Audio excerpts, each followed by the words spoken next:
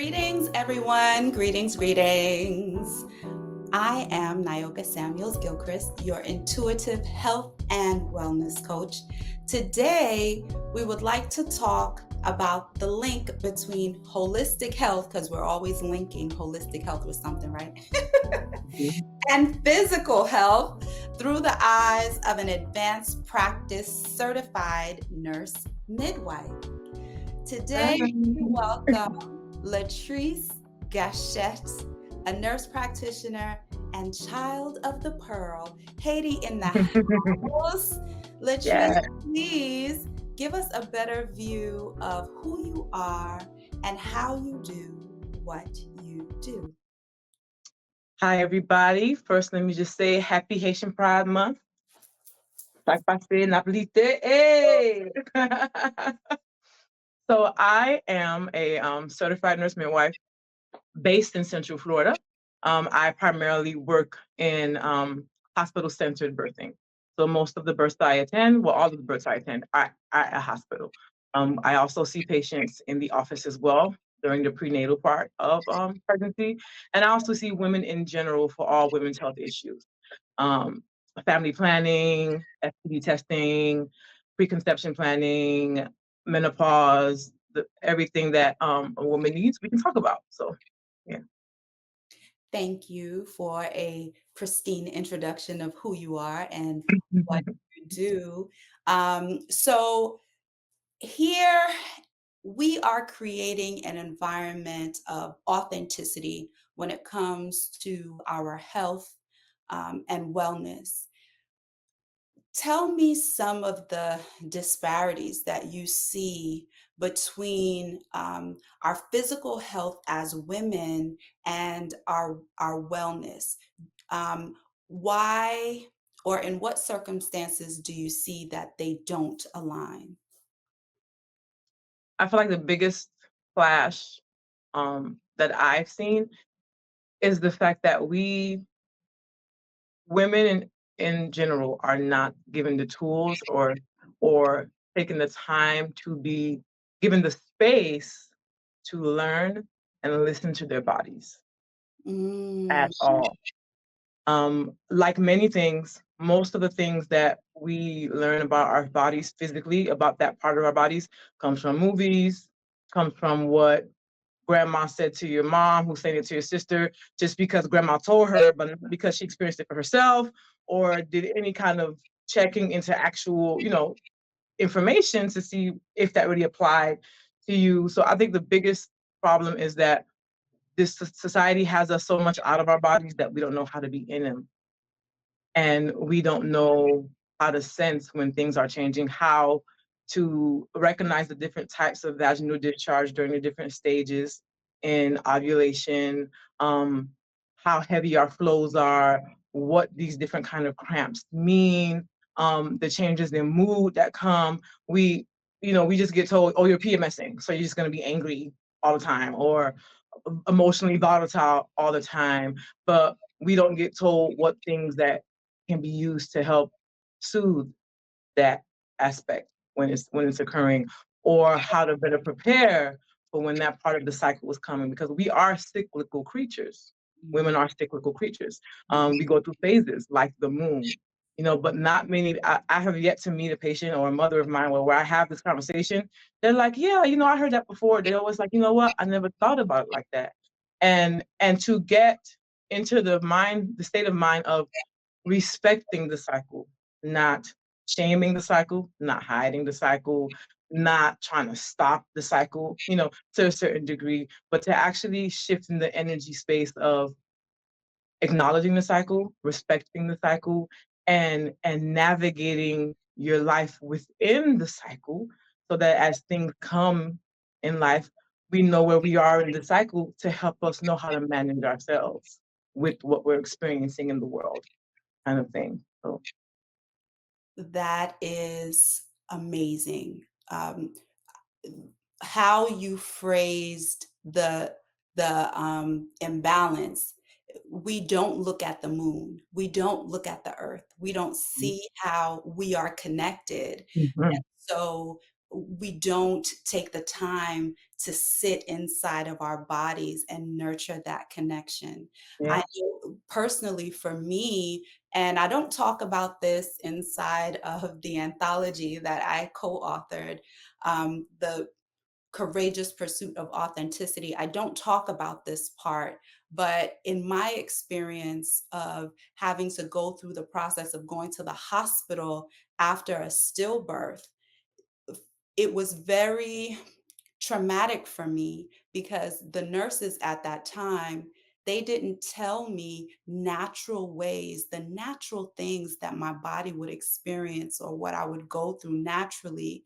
And they didn't give me any resolution for it. I don't even think they gave me a prescription for pills that would dry up the milk, even. I don't Mhm. even remember that. And so Mhm. when we talk about holistic health, these are some of the things that we experience as women, but it's not seen as holistic because it's shameful, it's silenced. When women present to you, how do you remove the shame and the silence so that they can open up to you and tell you what is really happening with them? So one of the first things I like to say to my moms, and to women in general, is that you're not alone. You are not the only woman on the planet. Um, there's a community of people who are experiencing these things similar to you, and a lot of the things that you go through, because we're not actively embraced or living in these communities in a sisterhood fashion, we think we're the only ones on the planet who've ever lost a child before it was time, or can't conceive, or can't understand why her cycles aren't coming like they should, and the list goes on and on. And to just let them know that you're not alone, and another thing I always make my women repeat is, um, I am not less than. Despite what I can or cannot do, I'm not less than. I am worthy right now. I'm enough right now, and I'm worthy right now. And we're gonna, you know, do what we can to work on whatever it is we're here to work on, but I'm enough right now and I'm worthy right now. You didn't I let with my moms who come in and preterm labor sometimes, or the ones who have lost a child early, I sit and they laugh at me in the beginning, but when they come and see me later, they're like, thank you for doing that with me. Because I sit next to them and I say, repeat after me. And I say, I did not eat too many cookies. I did not wear pants that were too tight. I did not sleep in too long. I didn't lift that weight that was too heavy. I did not do this. I'm experiencing this. This is happening to me, but I did not do this. You know, this is happening to me, and this is horrible. And I'm sad and I'm grieving, and I'm whatever the feelings they have, I have them say, everything I'm feeling is okay, but I didn't do this. I'm experiencing this. So Mm. I remove that guilt from myself, because, oh, guilt. I mean, I guess I want to call it women guilt, not even mom guilt, because we are, most women, have a higher level of energy to be innate nurturers. So we, because of that, and because of how society has trained us, to be honest, in the Western world, we feel responsible for everybody's feelings. We feel responsible for everything that happens to anybody we're connected to in any kind of way. And in the space of bringing life into the world, oh man, we feel like it is all on us. And it's not. It's not. It's not. Yes. You didn't make the baby on your own. You didn't design the process by which the baby is brought forth into the world. There is a bigger hand here. There is another part here. Please only take responsibility for your hand, but do not submerge your hand in guilt. You know, so that's one of the biggest things I do, and also just constantly holding that space for them and letting them know, hey, tell me how you feel: frustrated, confused, relieved. sad, whatever it is, and I honor what they're feeling. I say, that's okay. Whatever it is, it's okay. Don't feel bad for feeling how you feel. If you don't like what you're feeling, you acknowledge it, you see it, you give it the space, and you say, okay, I would like for you to go. I want you to shift. And we talk about different things we can do for that feeling to shift. But nothing you experience is bad. You're not a horrible person or a less of a woman or any of your emotions, because we do that too. Because society teaches us that we're too drama filled, we're too hormonally volatile. We can't let a woman be president because if her period is too rough, she's gonna blow up the earth. She's gonna push the red button, like foolishness like that. Like kind of things. And it's We'll like, blow up the world. and it's like, no, if as long as you give the women the space to honor and respect their cyclical nature, they're gonna conquer the world, point blank period. But as long as we're always perpetuating this idea that our hormonal cycles make us crazy, you're gonna get crazy because it's what you're asking for. Like You're gonna get kind of what you're thing. asking for. Exactly. And you're gonna get what you believe, and you're gonna get what you walk in. So that's a lot of what I do, trying to help women stop walking in that mindset, and more in the mindset of understanding themselves. Yes, Yeah. absolutely. I Mhm. want to dive a little deeper into your courageous pursuit of authenticity. Uh, how do you maintain your authenticity in such a high demand role? You are on call, sometimes 72 hours at a time. Correct me if I'm wrong. Well, the longest I've done is 48, usually 24 to 48 hours. You have to deal with a lot of emergencies. You have to deal with sleeping in a call room and not in your own bed. how do you how do you maintain your authenticity inside of your role? Um, I feel like the biggest thing I had to do first was, um, one, actually learn myself and like myself, and get through, because I feel like we all, when we first, because I've been practicing as a midwife for about 2 years, a little over 2 years, And how and I long feel have like you been a nurse? How I've long? been a nurse for 14. I've been a nurse for 14, but a practicing midwife for 2 years. Mhm. And in the beginning, there's always that level, that sense of imposter syndrome, where you're like, okay, yeah, I went to school for this, but can I really do this? Am I doing this right? Am I, like, am I cut out for this? You have that season, as an individual in a new space. And I had to bring with me the knowledge, the truth that I discovered for myself, that I was designed for this. I was literally designed for this. And I, culturally and spiritually, my ideology is that before we come here in the physical, our essence, our spirit sits with God, and we talk about what we're coming down to do. You know. And when I came here, my parents told me, would tell me, when you were little, you always told us you were going to catch babies. But then the world made me forget, and I grew up and forgot about it. And then, I saw the compassion of care nursing, and I got into nursing, and God led me right back to what I knew I came to do when I was little. So when I accepted the fact that I was qualified the minute God made me. That's it, because this is what He made me for, you know. And it's my duty to elevate and cultivate that. But I was qualified the minute He made me, you know. Can we And say merch? Can we say merch? I was qualified the moment God made me. Can we there say you merch? go. Yes, yes. T-shirts. You got me on T-shirts because I'm the left you. Go ahead. Let's roll them out. But but I had to get to a space of loving and liking myself enough to know that embracing that was not egotistical. Embracing that was not feeling like I was holier than thou or better than. Embracing that was just me, literally, because I took the time to sit with myself and listen to what God was telling me, listen to what my ancestors were guiding me to, and arrive to the space of, this is you. You came here for this. And as long as you remain open and cultivate and elevate what we sent you here to do, you're going to be fine. Yeah. Yeah. So that was the first truth I had to fully embrace, before stepping into, feeling more authentically me in this space. Um, and the other thing was, you helped with this, bringing in my mindfulness tools, because I am a student of your coaching.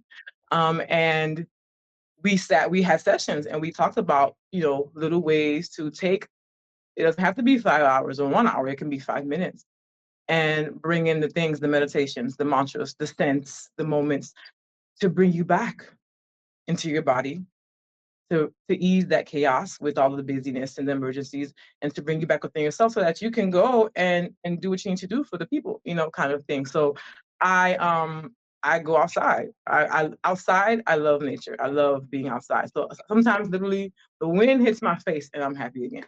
Like yes, I go outside. I love song and dance. So all the people I work with will tell you, Leatrice is always singing something, humming something, or doing a dance move, and I brought that in to where I am, kind of thing. Yes. And then also just I guess experiencing it, because the more I sat into who I was and brought it to practicing, the more I was embraced, the more I connected better with my patients, the more I connected better with my team, because I was bringing them me. I wasn't trying to sugarcoat it. I wasn't trying to give them these little bite size. I was bringing them me, of course, being well aware of how to adjust in different environments, kind of thing, But my patients love the fact that when I come into the room and it's time to push, I'm like, we're gonna have a baby. We gonna have a like, I come in dancing. And I'm the midwife that shows you the position before I ask you to do it. So if I want you to push on your side, I'm going to show you. I want you like this. I want this leg. Like, I'm going to show you. If I want you, and I want you to, I demonstrate. I'm a very visual teacher. I'm like, I want you to take a big deep breath and hold it like you're underwater, like this. And I do it with you. And my mom's always telling me, they're like, you breathe, but you breathe better than me. And kind of thing. Because I do it with them. And that's how I move. I'm with you. And I want you to always know I'm with you. I'm not dictating you. I'm not leaving it to someone else to do, to just come in and grab a baby and walk out later. I am with you. Yes. I'm with you. Yes. And you just need me to be with you. You don't need me to do it for you. You got this. Yes. You got this. I'm just here to remind you that you got this. Yes. Kind of thing. Yes. Mhm. So you bring your joy, you bring your light. It sounds like there are times when you have to adjust your joy and your light appropriately. I think Yes. Yes. Mhm, There are mhm, times when you really have to turn your joy dial up to 10, and it's mhm. not that you are putting on, it's that No. for real, that's the level that I operate at. I Yes. operate at the Yes. joy level of 10, but I know everybody doesn't do that, so I have to turn Exactly. it down to 5. Sometimes Ye I have to turn it down to 3. Mhm, You must understand that I'm mhm. still being authentically who I am because Yeah. I'm seated in my role. I'm seated in being with you. Mhm. But I know how to walk authentically and make you feel my truth and my light, no matter how much I turn it up or turn it No. down. Yeah, So you one of mhm. one of the things that I want to also dive into is your health and wellness journey. I know that personally you are very disciplined because you know what works for you on your health and wellness journey. I don't want to say too much about that. I'm going to ask Yeah. you to share with us as much as you would like. No problem, no problem. So I've been overweight my whole life. I think at my biggest, I was 360 pounds. Um, Around 2012 was when I first actually began to be like, you know what? This I had to own where I was in my body and in my life, kind of thing, and say, you don't like this. You don't like this. So what are you going to do to improve this? Because Mhm. only you can do it. You don't like this. Health Um, ability. health related to my, yeah, how heavy, how I wasn't comfortable in my own skin because of the heaviness, the things I wasn't able to do physically. Because Mm, I'm a thrill seeker. I wanted to go skydive. I couldn't skydive because I was over the weight limit, kind of thing. So I faced the fact that because I was this heavy, there are certain things that appealed to my spirit that I couldn't engage in. So, and it wasn't physically healthy for me. So what are you going to do about it? And that was the first time I implemented diet and exercise. And 4 years later, in 2015, I successfully lost 100 pounds through sheer diet and exercise, right? Um, and then, so then that was round one. So then round two, and they're probably like 4 or 5 rounds, I'm gonna be honest. But So I then, love but that. it's People true need because to know and understand exactly. that this Hmm. health and wellness journey is not linear. And Nope. it's not that you can't sometimes go back to things that you said you were done with. That's not the point. True. It's a journey. Go ahead. I don't want to Yeah, take it. no, you're good because the thing, and then round two came. I was in a relationship and I had regained happy fat. I was happy, girl. It was more fun to cuddle at 6 a.m. to get up and go for this 3 mile walk. So I Mm, blinked, I blinked and I regained 60 pounds, yeah. you know? And there was a period where I was depressed about it and I sat in the depression. But then I was able to say, you know what? You have the tools. You've used them before. You just need to bring them back in. You have the tools. You You used have them them. You've used before. them before. Where they you just put them up here on this Exactly. So just take them down. show. Hmm. And I reinstituted it. I dropped the weight again. And then grad school came. Grad school and the breakup. Pounds came back. And once again, yes, I have the tools, but now because I'm shifting in my career and shifting in where my availability is in life, I need to discover other ways to implement the tools. So that began the discovery of different kinds of workouts, different kinds of eating methods, things like that. Then, okay, I graduated. Now I'm a midwife. Now I moved to a whole nother state, another life change, another pound creep up, because now I'm doing 24-hour call shifts that I've never done before in my life. So I can't do strength training 4 days a week in a row because I got 24-hour days in this 4 days in the weekend. I can't be doing dumbbell curls when there's a triage coming in. So now once again, looking at my tools, looking at how ways that I enjoy physical activity, not just being dogmatic about it has to be the gym or it has to be this kind of way. I like walking. I'm learning how to ride a bike. I like to swim. I love dancing, so dance aerobics, like, and figure and fitting it into my life as it is right now. And I feel like every time I've had to go back to this space, I've shifted in ways to make it a part of me forever. Actual lifestyle change. Mhm. Because the very first time I did it, it wasn't a true lifestyle change. It was a focus change for an immediate for outcome. The outcome wasn't quote unquote immediate. It took 4 years, but I was 4 years focused. And then it happened, and then I went back to living life how I was because I had never consciously thought of it as a permanent shift. Yes, yes. So still going through that has helped me to understand that you trying to do it like everybody else is not going to work for you. You have to do your due diligence of the things that are needed in this area to to accomplish what you're trying to achieve, and the knowing of yourself to find out how to implement those things in a way that resonates with you. And that is the only way it's going to stay for the rest of your life. It That will is not stay the otherwise. only way it's going to stay for the rest of your It life. will not stay otherwise. It will not stay otherwise Mm-mm, because mm-mm, you have to find alignment. You have to find, mhm. how am I going to maintain this lifestyle? If I switch my mind, I have to understand that it's a permanent shift and not a temporary one. Because if you don't realize that, then uh, those cycles will happen more What frequently. happened more frequently, exactly. And of course, at least in the weight loss arena, and even in the academic arena, there are periods of intense focus. You know, like I'm in school for this PhD. These 10 months are intense focus. No, my life is not going to always be like this these next 10 months, but I got to have this intense focus to get this particular goal. Same thing with fitness. However, the end aspect that people miss is that, okay, now that this intense focus period is done, what have you discovered about yourself that you could continuously implement to maintain this? Mhm. And people drop that part kind of Yes. thing. So And so that is why our healthcare professionals and our caregivers need to understand that oftentimes you need someone who is with you. I mhm, love how you put forth, I am with you. And that's how I feel inside of my coaching practice, as you have experienced. yeah. I am with you. This is not, I'm one step ahead of you or I'm one step behind you.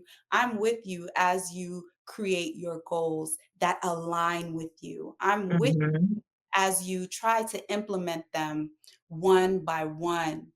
Yes. I'm with you when you have to make the adjustments because you thought that would work, but that didn't really work. You thought Mhm. that you were going to journal 7 days a week, but when you did that Try. for 2 Mm, weeks and you look back and you realize, oh, wait a minute, I only journal for one time, mhm, then that means we mhm. have to scale back your goal there Yeah. and start with what you can naturally do, what Yes. you can really commit to. Mhm. Mhm. Once you get that under your belt, what's next? And what's next? And then you can literally see your progress. Yeah. So I thank you so much for being with us today. There Mhm. special request. I would love to invite you back for our health and wellness, our holistic health and wellness summit. Would you be so gracious as to join us? Oh, I would absolutely love to. Yes. Thank you For so much sure. because Yeah. I think that you have a value um, to present information to our community that will help uplift us as women and even uplift our men because our men need to understand what goes on with our bodies. It's not private either. No, it's Not, not. not, Mm-mm. in these Mhm. partnerships, they do need to have a level of understanding. So I would love for you to come. I'm excited because there's so many so many pathways in the experience as a woman that I can stand on the soapbox and talk about all day. We don't have time right here. So yes, I let's love. do this. I've only said I love this one time. Yay, I'm getting better because I have this habit of saying I love, I love. Okay, Okay. better. So, Okay. Latrice, my sister, thank you so much for Oh, joining us. My sister from another mister, you have my heart. Um, same. Same, I same, same. appreciate everything that you do for our community. I appreciate the passion that you have for caring for us. And may your path always be clear to do that for us. You, Pursuing I your think, thank PhD, you. I want you to be successful. And I want to say, Dr. Latrice Mm, Gachette, mm. very Why, soon. thank you. To be continued. You see how God aligns because that is definitely in the works. So to Thank be continued. Thank you so very much, and I look forward to having you join our summit. Well, thank you for having me. Thank you for making the space because people need this, and we embrace you, and we appreciate you, and we elevate you, but consciously and intentionally making these spaces for us. So thank you for Oh, that. yo. Mhm. All right. Much love, everybody. We'll talk again soon on the next episode of Authen-Tea-Cally Yes. Nyoka. Take care. Bye, everybody.